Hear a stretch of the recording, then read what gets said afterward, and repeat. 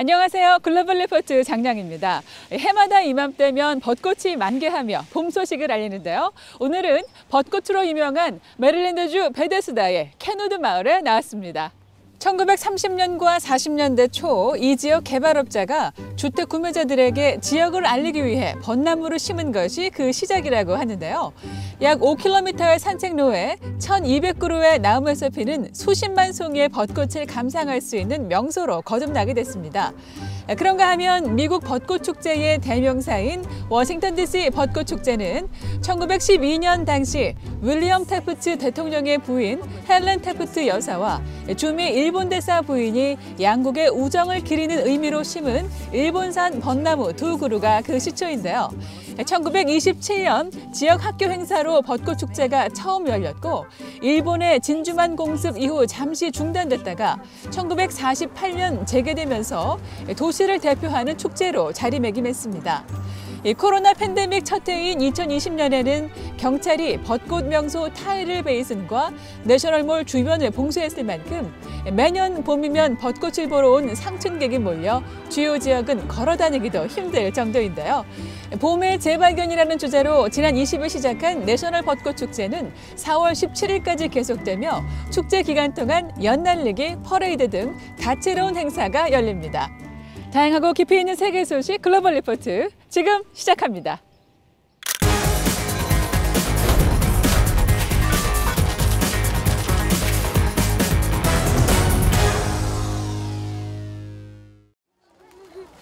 미국 정부가 2017년 미얀마 군부의 소수민족 로힝야족 탄압은 집단 학살 및 반인륜적 범죄에 해당한다고 공식적으로 밝혀 이번 주 주요 해시태그에 올렸습니다. 토니 블링컨 미국 국무장관은 지난 21일 발표에서 로힝야족에 대한 미얀마 군부의 공격은 광범위하고 조직적이었으며 이슬람기 소수민족을 말살하려는 의도가 분명했다고 지적했습니다. 5년 전 미얀마 라카인주에서는 일부 로힝야족이 종교 탄압 등에 반발해 경찰 초소를 습격했는데요. 이후 정부군의 토벌 작전이 벌어지면서 군에 의한 살인, 강간, 방화 등의 잔혹 행위가 이뤄졌다는 주장이 제기돼 왔습니다. 블링컨 장관은 이로 인해 74만 명 이상이 방글라데시로 피난을 떠나야 했다고 말했는데요. 미얀마 군사정부는 이번 결정이 내정 간섭이고 신뢰할 수 없는 자료에 근거하고 있다고 반박했습니다. 예멘 후티 반군이 20일 드론과 미사일로 사우디아라비아 국영 석유업체 아람코의 시설을 동시다발 타격해 이번 주 주요 관심사에 올랐습니다.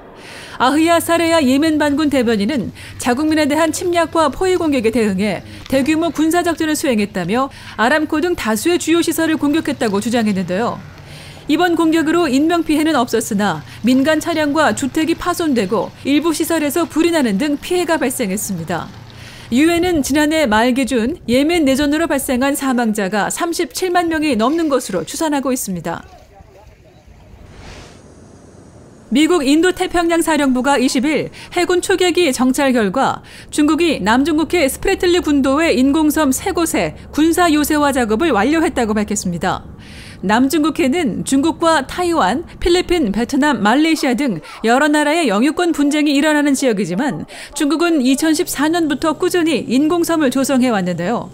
이에 대해 존 아퀼리노 인도태평양 사령관은 과거 시진핑 중국 주석이 분쟁 지역의 인공섬을 군사기지로 만들지 않겠다고 한 것과는 반대되는 행보라고 말했습니다.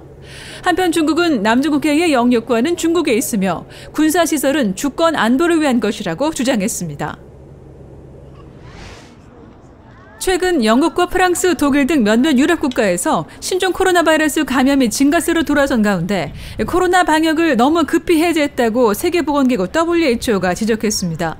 미국에서도 유럽과 비슷한 확산세가 나타날 수 있다며 앤서니 파우치 국립알레르기 전염병 연구소장이 우려의 목소리를 냈는데요. 하지만 코로나가 정점을 찍고 신규 확진이 감소하는 나라에서는 최근 방역 완화가 이어지고 있습니다. 일본은 지난 22일 방역 비상조치가 약 2개월 반 만에 종료됐고 홍콩도 한동안 중단했던 미국과 영국 등 9개 나라로부터의 국제선 운항을 다음 달 1일부터 재개한다고 밝혔습니다.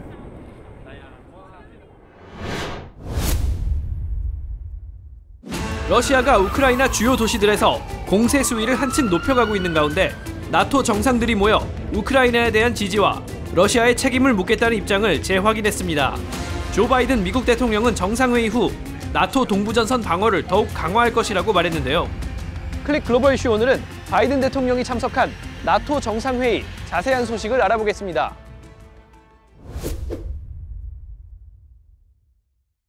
Do you think that Russia needs to be removed from the G20? On the latter point, my answer is yes. That depends on the G20.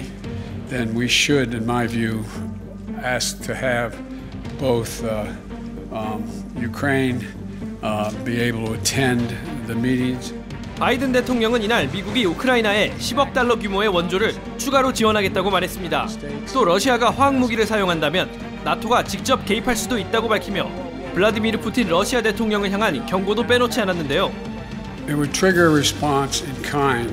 Whether or not you're asking whether NATO would cross, but we'd make that decision at the time. 바이든 대통령은 최근 들어 푸틴 대통령을 전범 또는 살인마, 깡패 등으로 부르며 점점 더 거친 입담을 보여준 바 있습니다. 이어 바이든 대통령은 26일 폴란드 바르샤바에서 안제이 두다 폴란드 대통령과 만날 예정인데요. 폴란드는 우크라이나 피난민 200만 명을 받아들여 이번 전쟁에서 중요한 역할을 담당하고 있죠. In 2015-2016 was less than 2 million refugees that came to the whole European Union during 2 years. Now we've seen 3.3 million in less than 4 weeks. So of course it's put a lot of pressure onto societies. 한편 우크라이나는 피난민이 국내외에서 인구 4명 중 1명꼴인 1000만 명이나 발생했고 마리우폴과 오데사 등 흑해 연안 도시에서는 러시아군의 무차별 폭격이 이어지고 있습니다. I would say that it's mass murdering and it's war crimes. It's reality. There is no Mariupol anymore. They bombed everything. It's all this drama theater and maternity hospital and art school. 특히 러시아군은 개전 초기부터 돈바스의 항구 도시 마리우폴 함락에 유독 공을 들여왔는데요. 이곳은 2014년 친러시아 반군이 장악했으나 우크라이나 군과 지역 민병대가 다시 탈환한 곳으로 돈바스 지역과 크림반도를 잇는 요충지인 만큼 러시아군이 공격을 집중하고 있습니다. I think personally it's a revenge against this battalion because they have reclaimed the city in 2014 and Putin really wants to show that he can take back what he believes belongs to him. 그러는 사이 러시아는 국제사회에서 고립되고 내부적으로도 스스로 단절을 심화하고 있는데요. 러시아 법원은 22일 푸틴 대통령을 비판해온 야권 인사 알렉세이 나발니에게 징역 9년을 추가로 선고했고 전날엔 미국 소셜미디어 페이스북과 인스타그램이 전쟁과 관련한 극단적 메시지를 퍼뜨린다며 러시아 내 사용을 중단시켰습니다. Просто это ужасно. Ну это странно и ужасно. Это, наверное, самая популярная соцсеть вообще во всем мире. Не говоря уже то, что там в России, в Москве им пользуется, наверное, подавляющее большинство всех прогрессивных людей, скажем так. 러시아와 우크라이나가 진행 중인 정전 협상이 성과를 거둘 수 있을지 온 세계가 지켜보고 있습니다.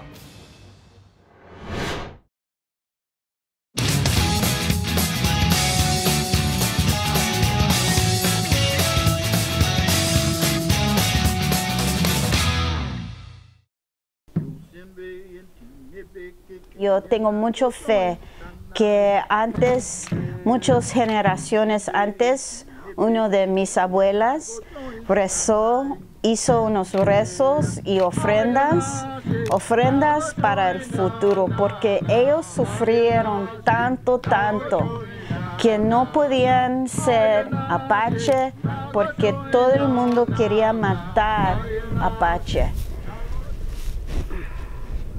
My name is Lucille Contreras, and I'm the CEO and founder of Texas Tribal Buffalo Project here in Wilder, Texas.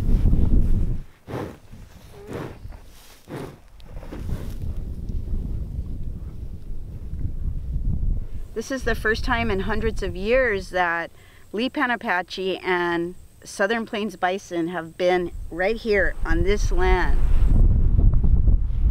Lipan Apache have lost land, culture, language, as well as kinship with each other. And so as part of that, I believe that we've suffered a lot of generational trauma.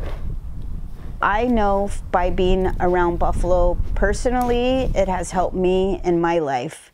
It's helped me and my children be stronger, have more fortitude, be healthier in our minds, body, and spirit. And so I want to afford that opportunity to others.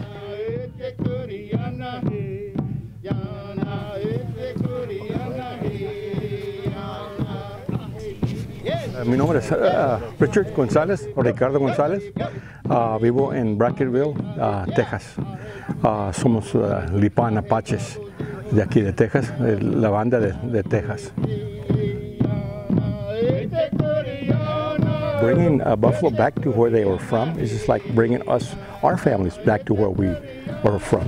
To acknowledge that they actually lived here. There's people in Texas today that never knew that there were ever buffalo in Texas, just like they didn't know there were Apaches here. All these different things, these symbols on these teepees, all these things are important because they remind us who we are, but also reminds other folks that we're still here, and we're not living back in 1700 or 1400 or 1800. We're living today, but we've not forgotten where we come from.